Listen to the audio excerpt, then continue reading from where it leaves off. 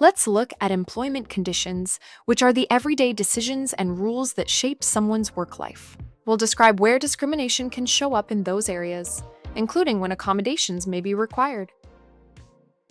Employment conditions refer to the terms and circumstances of a job, such as pay, benefits, hours, assignments, training, discipline, promotion, and termination, that an employer must apply fairly.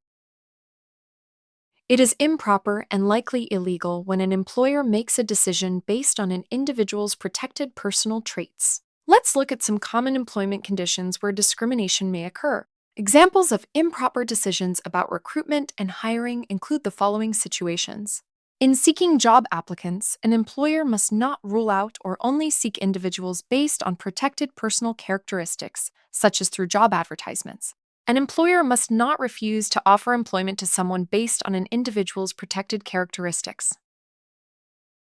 Employers must not end an individual's employment based on protected personal traits. This can involve employment decisions about layoffs and job eliminations, which are job conditions. Sometimes a workplace policy creates unfair barriers even when it sounds neutral on paper. These are examples of rules that may be discriminatory. Language.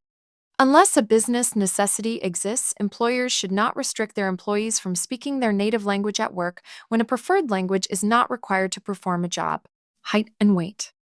Unless a specific job requirement exists, employers should never restrict job access to individuals who don't meet a certain height and weight. Dress codes and grooming. Policies that restrict certain hairstyles can unfairly disadvantage members of certain religions and ethnicities. Under U.S. law, an employer may need to provide specific accommodations to employees based on the protected classes and examples listed here. Religion. An employer may need to give an employee certain days off for religious purposes outside of the organization's traditional holidays. Pregnancy.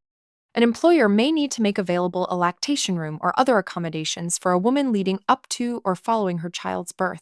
Disability.